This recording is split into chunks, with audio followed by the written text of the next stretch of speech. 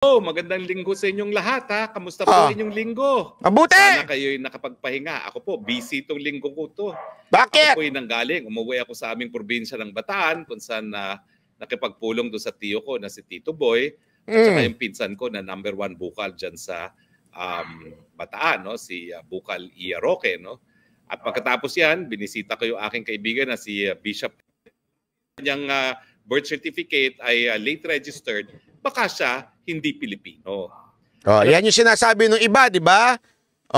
Yung bakit daw ganito, yung birth certificate niya. Sinabi ko naman sa inyo Ito tingnan nyo yung dahilan ni Roque ha. Niyo po, unfair. Ako bakit? Po, bata pa ako, naninindigan ako laban sa bully.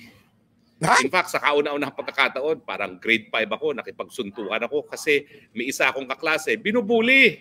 Hindi naman akong binubuli, kaya lang naawa ko doon sa kaklase ko. Ako, first time nanuntok ako ng kaklase. Dinala ko sa principal. At ang sabi ko, hindi ko po talaga maatim na ibang mga kaklase ko na mga mahihina ay binubuli. Ang tingin ko, nangyayari dito kay Mayor Alice Guo, pagbubuli. Bakit? Una-una po, isa-isahin natin. Sige nga. Nagkaroon na po ng kaso. Si Grace po. Natandaan yung si Grace po. Nagkaroon sila ng kaso na dapat i-disqualify bilang kandidato kasi foundling. Ano ibig sabihin ng foundling? Hindi niya alam kung sinong nanay at tatay niya. Nadiscovery lang si Grace po doon sa simbahan ng Iloilo. At kung titignan niyo naman si Grace po ngayon, hindi mukhang Pilipina yan. Ha? Mukhang Amerikana yan dahil tisay na tisay. Pero nang sabi ng Korte Suprema, maski ikaw ay foundling at hindi mo kilala kung sinong iyong nanay at tatay, merong presumption. Dahil meron tayong karapatang pantao, merong presumption na ikaw ay Pilipino. Bakit? Kasi sa larangan po ng karapatang pantao, lahat ng mga bata, merong presumption na dapat meron silang nationality. So hindi po pwede na palibasa hindi alam ang magulang mo, miski mukha ka pang dayuhan, na wala kang presumption na ikaw ay citizen nung lugar kung saan ikaw ay nadatnan. Kaya ang naging Korte Suprema, decision ng Korte Suprema kay Grace po, maski hindi natin alam kung sinong nanay-tatay ni Grace po, merong presumption, kabahagi ng karapatang pantao ng mga bata, na ikaw ay presumed national or citizen ng lugar kung saan ka nakita. Kung yun nga, hindi mo alam kung sinong tatay at nanay, may presumption na ikaw ay Pilipino. Bakit si Alice Guo, na sinasabi naman niya na Pilipinang nanay niya, walang presumption na siya ay Pilipino? At dahil meron po tayong presumption na lahat ng tao ay may karapatang pantao na magkaroon ng nationality, mali po ang sinasabi nila na palibasa, late registered yung kanyang birth certificate, baka hindi siya Pilipino. Ang merong pong burden, ang dapat magprueba na hindi siya Pilipino, ay yung kumu-question. Pangalawa, meron po tayong proseso sang-ayon po sa Omnibus Election Code, na yung pagpoprotesta dahil ikaw ay hindi Pilipino. Yun muna ang una. Yung una, hindi porket pinagdudahan ka, porket mukha kang inchik ka na. Sinasabi nga, kung ako, pagdududahan mo kung hindi ako Pilipino at ako'y Espanyol dahil sa ganda ng ilong ko, patunayan mo. Patunayan mo na ako ay hindi isang Pilipino, ako isang Espanyol. Madali lang yung patunayan. Ikaw ang may burden of proof to prove to me na hindi ako Pinoy.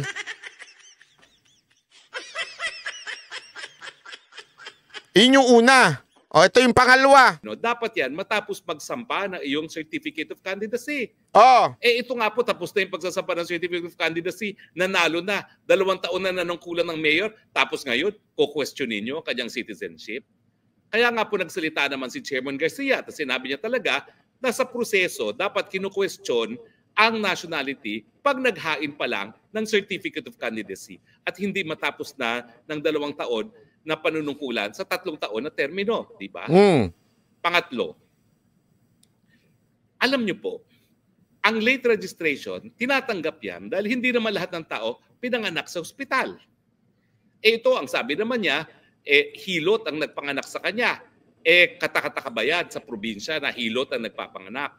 Hindi naman po, dahil kung titignan niyo talagang Banban, talagang second-class municipality po ngayon niya dahil ipit yan ng Clark at saka ng Clark City. Pero noong mga panahon po yun talaga, parang 17 years, 38 na ata si Mayor Guo ngayon, no? 38 years ago, talagang probinsya po yung Banban. So sa akin, hindi katakataka na siya ay hilot ang nagpanganak sa kanya. At kaya kung titignan nyo naman po yung birth certificate na ini-issue ng PSA, ini-specify kung saan ka pinanganak, kung sa pamamagitan ng hilot, ospital, or elsewhere. So wala pong irregular doon. At pang-apat po, yung certificate of live birth niya, may presumption po yan of regularity. So kinakailangan talaga, dumulog ka muna sa hukuman. At hindi ibig sabihin na, ay nako, dahil yan ay late registration of birth, hindi na totoo yan. Hindi po. Kung sino magsasampa ng kaso laban sa pagiging citizen ni Mayor Guo, silang dapat magprueba. At ngayon po, wala namang piniresentang prueba. Kaya nga po, pati yung soldier natin, ingat sa kanyang deklarasyon. Pinag-aaralan lamang kung magpa-file ng co-warranto. Nako. Co-warranto po kasi yung sinasampa sa kaso para mapatanggal ang isang tao sa pwesto kapag wala siya dun sa qualifications ng opisinang yon. At siyempre, ang pagiging mayor, kinakailangan ikaw ay citizen ng Pilipino. Hindi naman sinabi ng soldier na may ebidensya na siya. Pinag-aaralan lamang. Ngayon, pag-usapan natin yung connection niya dyan sa Pogo. Oh, ito yung una, yung birth certificate, 'di ba? Yan ang unang tinatarget sa kanya o yung kanyang pagiging in-check. Ito naman, yung tungkol sa Pogo. O, pakinggan nyo ang ganda ng paliwanag ni Rocky dito. Alam niyo yung katakataka dito? Ang China po, ako ay naging tagapagsalita ng Pangulo, ang China at ang kanyang embassy, wala pong ginawa yan kundi maglabi sa presidente, ideklara ng illegal ang Pogo. Kasi ang Pogo po yan, electronic gambling, electronic casino, pero ang merkado nila sa China. At syempre, dahil nasisira ang mga buhay ng mga Chino, walang tigil po ang paglabi ng China na deklarang illegal yan. Pero syempre, noon at ngayon, hindi naman sa panahon lang ni Presidente Duterte ang Pogo na yan, dati na yan, at hanggang ngayon, 2 taon nang nakakalipas, matapos ang administrasyon ni PBBM, hindi natin dinideklarang illegal ang Pogo. So sabihin natin may kinalaman siya sa Pogo, ano ngayon, legal naman yan. Dahil nga, yan ay, basta may lisensya ka sa PAGCOR, legal yan. Nakikita ninyo yung kaplastikan dito ng mga taong nagsasabi, nga, Pogo yan. Eh bakit di nyo sabihin sa gobyerno na gawing illegal ang Pogo? Bakit di nyo inuhusgahan si Mayor Guo na merong Pogo, hindi naman illegal ang Pogo?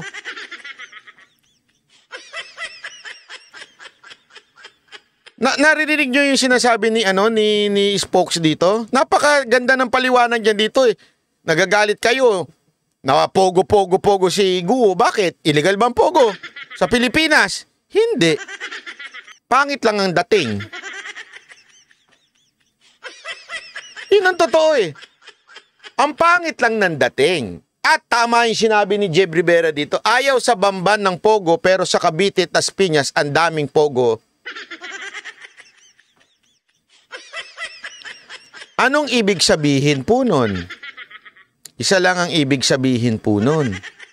Hindi kaya kakumpetensya yung Pogo na yan at kaya iniipit yung Pogo na yan na supposedly legal ha?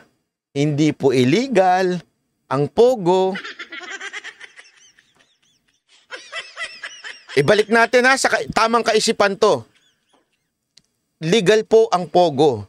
Kung talagang galit kayo sa Pogo, bakit hindi nyo gawing illegal yung Pogo? Eh, legal nga yan eh. Bakit biglang gagawa nyo ng istorya doon? Hindi kaya dahil gusto nyo lang magsara yun? Kalaban lang, tandaan ninyo. Yung mga nagpapatak... Ang Pogo bawal sa China ha? Kaya nagagalit nga ang China sa atin nun kasi ba't pinapayagan natin dito eh? So, malamang sa malamang, ang nagpapatakbo ng Pogo sa Pilipinas ay mga sindikato. Mga hindi legal na nagpapatakbo sa China. Mga sindikato po ito. Eh syempre, di ba? Itong mga sindikato na to nagagalit ito pagka hindi sila ang nagmo-monopolize ng business. Nagtitirahan sila. Eh, hindi ko, ako basa ko ito lang ha, basa ko ito. Feeling ko, kaaway yung pinuno na yan eh. Kung sino man pinuno nila sa Bamban na yan, pinuno ng Pogo, kaaway yan. So, itong isang organisasyon ng mga Pogo naman, na nandito sa Cavite o sa Subic o kung saan man, Eh baka, sinabi nila dun sa kanilang political supporter,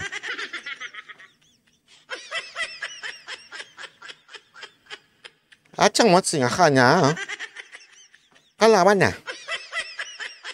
Kalaban siya. Kalaban siya. Hindi siya kampi. Pwede bang anin mo siya?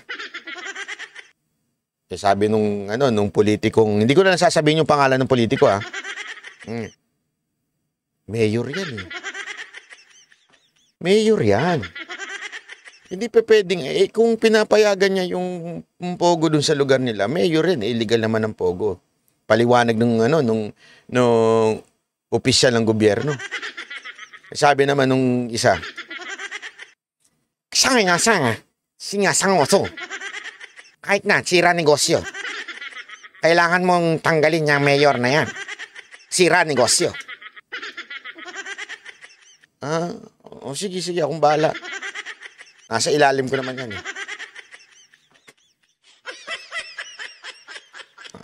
Ipitin natin yan.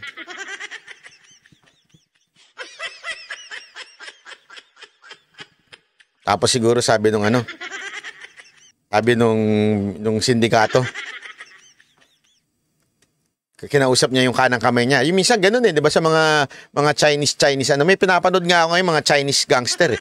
Meron siyang laging meron yung may hawak na may lubid na ganun, gumaganon siya ng lubid. Parang Shaolin. Yung kanang kamay niya, eh. Sabi niya, "Sima, paano gawin natin dito? Kailangan natin mawala yan. Kontakin mo yung senador na natin. Kadikit natin senador. Para gipitin to si Mayor." Sabi naman nito,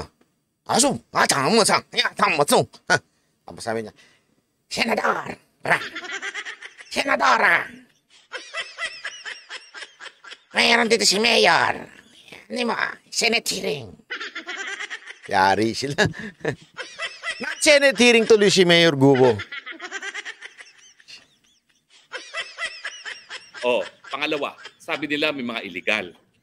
Kung may mga illegal dyan, lahat po ng mga Chino na nahuli, na nagtatrabaho doon sa Banban, dineport sa China, except for one, na merong hinaharap na kaso ng estafa. Ang tanong ko, anong kung tanong? doon sa raid na ginawa nila sa Banban, may illegal silang nadiskubre, bakit hindi nila kinasuhan yung mga Chinese at pinayagan nilang umuwi?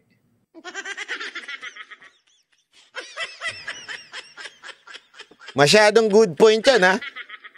Kasi sinasabi nila may mga illegal na gawain daw ng pogo doon sa loob. Bakit hindi nila kinasuhan? Bakit pinauwi nila? Tama. It's a good point. Diba? Kung talagang may illegal na ginawa doon yung mga pogo, it's a basis na para kasuhan sila. Bakit mo sila pauwiin? Para kasuhan mo dito dapat, di ba? Ba't mo pinaalis? Maybe because ang purpose ay hindi naman kasuhan. Ang purpose, matanggal lang sa kompetensya. Masibak lang. Lumayas lang sila. Get away! Manon lang sabi siguro. Naiintindihan niyo yung ibig sabihin? Hindi ang purpose matanggal sila, eh. Hindi ang purpose makasuhan sila. Ang purpose lumayas lang sila.